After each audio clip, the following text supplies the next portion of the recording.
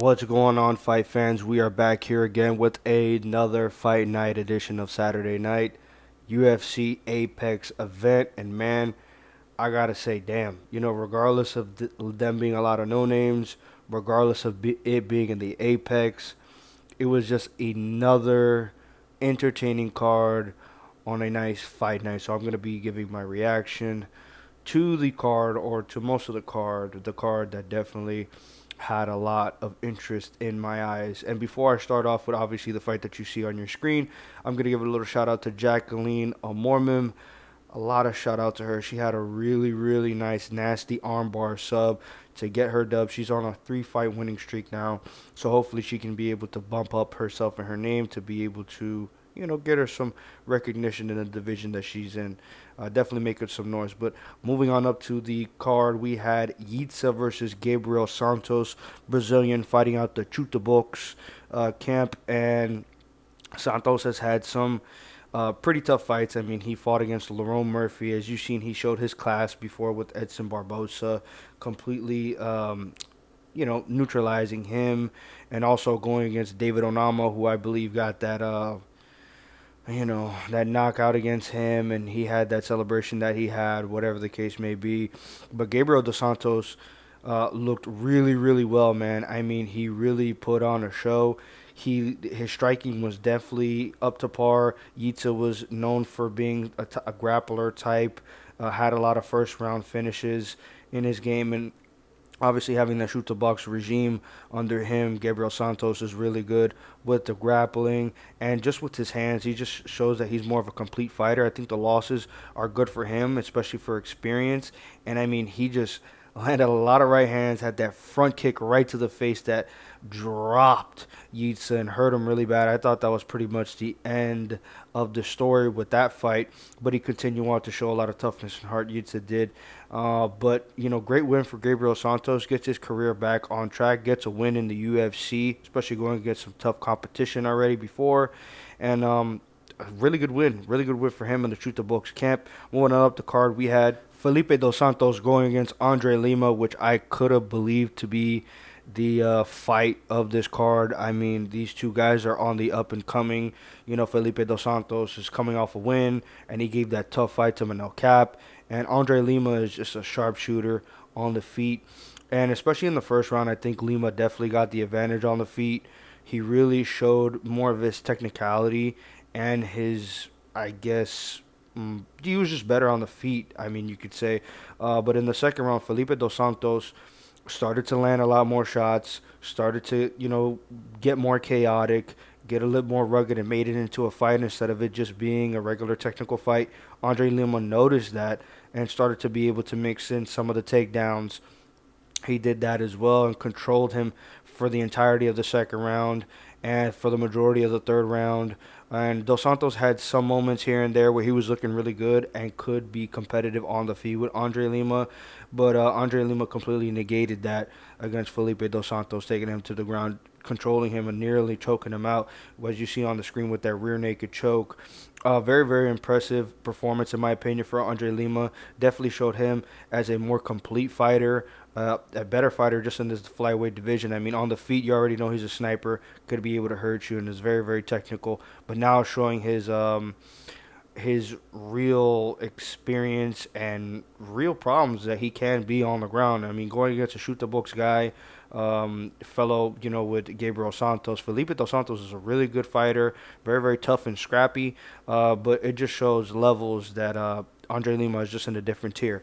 Moving on up the card, we had Isaac Dolgarian going against Brendan Moreau.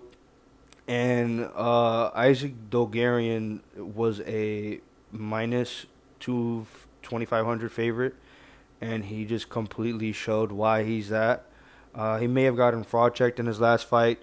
He got a loss on his record, no longer undefeated in the UFC as well. But this is the best of the best that you're going to pretty much be going up against. And I mean, he just completely controlled Brandon Morrow the entire fight, first and second round. I mean, there was a reason that this dude was a minus 2,500 favorite. So, I mean, credit to him. Back on winning ways. Still a good prospect. I mean, he just completely annihilated that dude. Moving on up the card, we had Rong Zhu versus Chris Padilla, and this was just a strict stand-up fight between these two guys. These two guys were really throwing a lot of shots, landing a lot of shots. I think in the first round, in my opinion, I think Rong Zhu did a lot better than Chris Padilla. He was the favorite coming into this fight and was looking really, really good.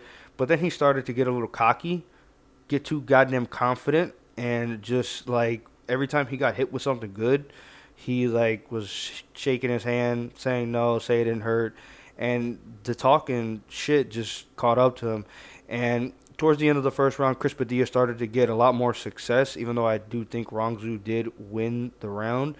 Chris Padilla in the second round just completely negated Rongzu's offense, especially on the stand-up.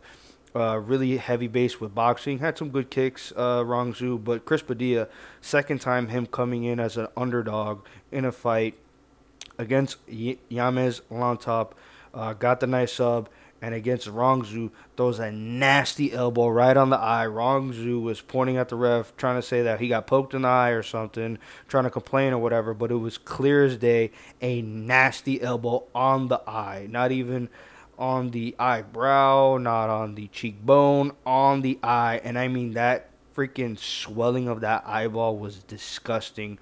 Great win by the dog Chris Padilla, stamping his name in this division, and he shouldn't really be dogs unless he's against a heavy, heavy favorite in the division that he's in. So good win for the dog Chris Padilla, looking really nice. And moving on up the card, we had Yanel Osmus going against Trevor Peek. I mean, Trevor Peek is the epitome of psychotic and chaos incarnate. I mean, that dude was, I mean, I saw him as soon as he got into the octagon, and he just looked like he wanted to murder, you know. It was crazy.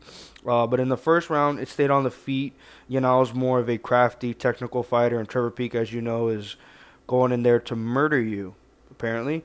And I think Trevor Peek was definitely whiffing a lot of shots, you know, looked very composed, try to stay on the back foot, make Trevor Peek miss a lot. But I think Peek definitely had some success a lot more on the feet.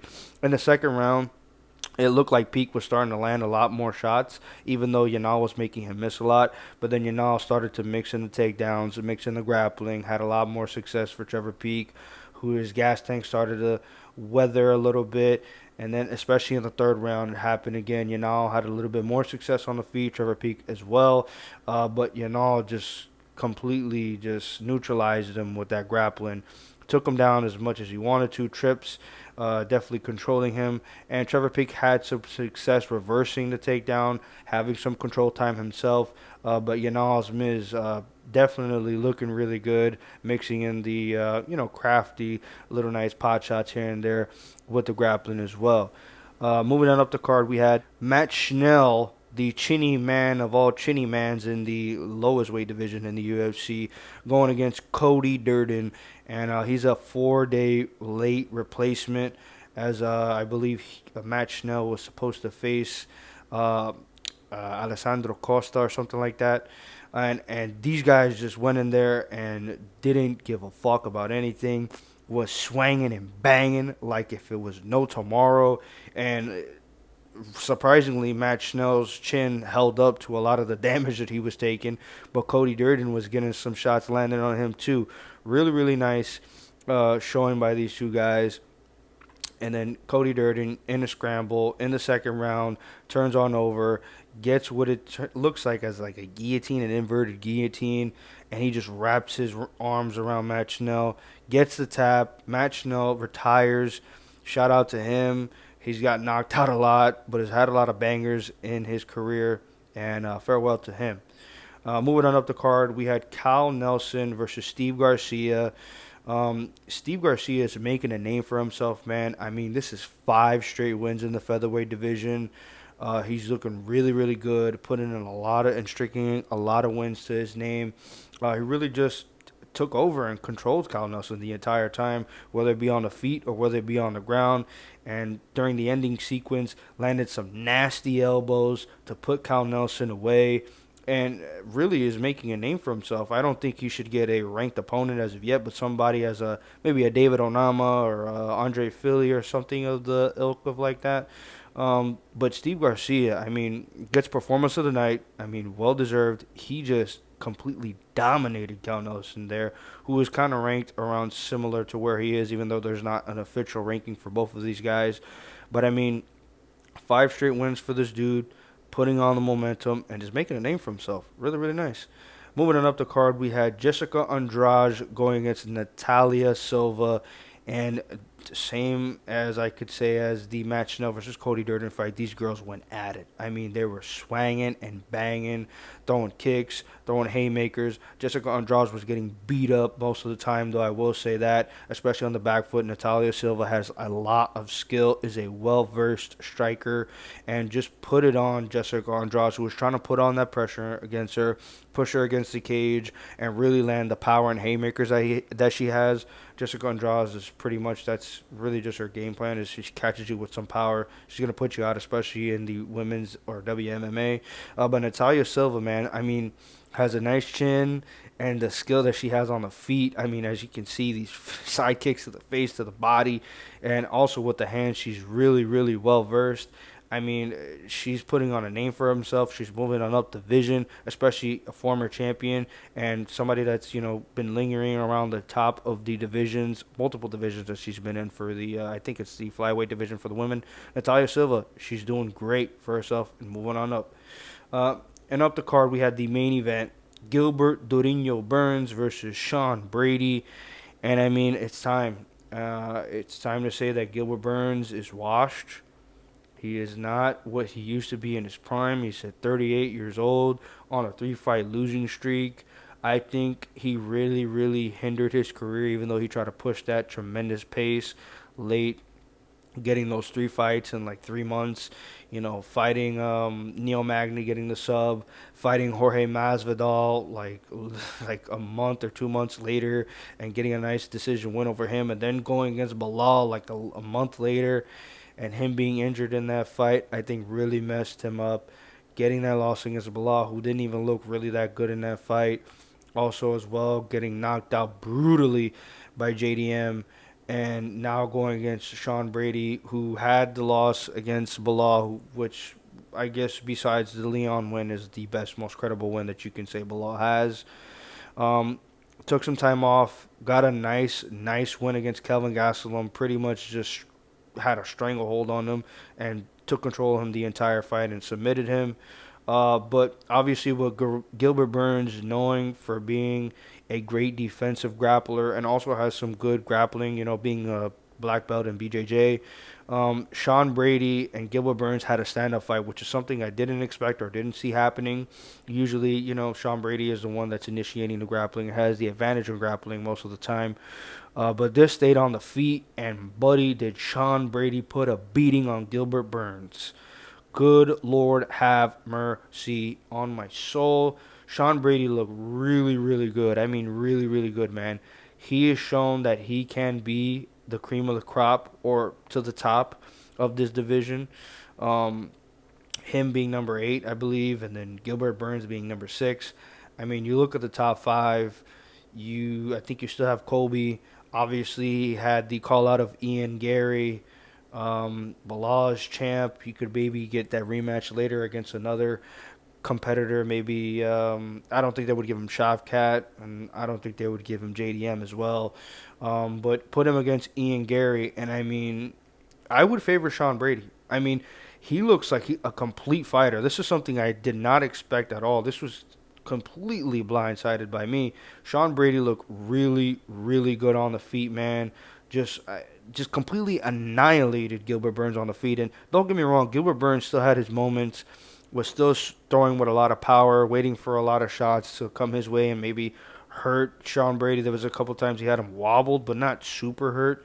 Um, but that's all he did, and he made Gilbert miss a lot. And Shawn Brady, whether it be with the legs, I mean, he was killing him with the leg kicks.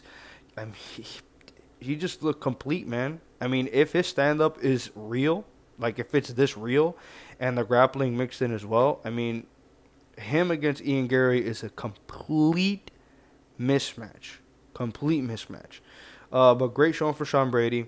Should be top 5. Should take Gilbert Burns' spot, in my opinion. Um, Looked really good. And overall, again, like I said at the beginning of this video, man, this fight card was very, very entertaining. Very, very surprised, in my opinion, that this card was actually as good as it usually is. Because I mean, usually these no-name cards are, mid or trash. But no, it was actually pretty decent. I gotta give a lot of credit to these guys. I mean, they showed out to fight and they came out to put on some entertainment for us this fight night on Saturday. Thank you guys for watching, man. Like, obviously, if you like this video and you like this UFC content that I'm pushing out for you guys every Saturday night, fight night, you know that. Comment your opinions on what you think these fighters are either washed or done, match now retirement.